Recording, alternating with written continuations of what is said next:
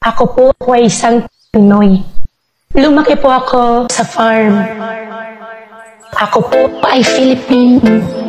Ang nanay ko po ay Filipina. Ako po ay isang Pinoy. Lumaki po ako sa farm. Ako po ay Filipino. Ang nanay ko po ay Filipina. Ako po ay isang Pinoy. Lumaki po ako sa farm. Ako po ay Filipino. Ang nanay ko po ay Filipina.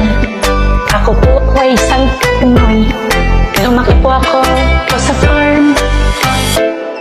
Nung bata pa ako, di ko kilala nanay ko. Nilagay ako sa farm kasi andun aking lucky charm. Tinuruang magnegosyo at dun ako unting natuto. Ngayon'y malaki na ako, ang aking pera ay lumubo. Ako po ay simpleng tao na merong negosyo. Maraming pera ko, di dahil spiya ko ng Chino. Ako po ay Filipino. Ang nanay ko po ay Filipina. Ako po ay isang Pinoy. Lumaki po ako sa farm. Noong bata pa ako, di ako pinag-aral ng tatay ko. Sa aming farm ako nag-schooling, tutorial lang ni Mang Robilin.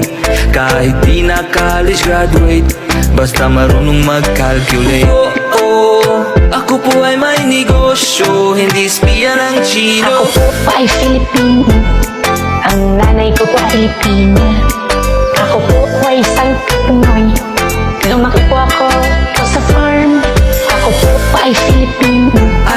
Ang nanay ko po ay Filipina. Ako po ay isang Pinoy. Lumaki po ako sa farm. Ako po ay Filipino. Ang nanay ko Filipina. Ako po ay isang Pinoy. Lumaki po ako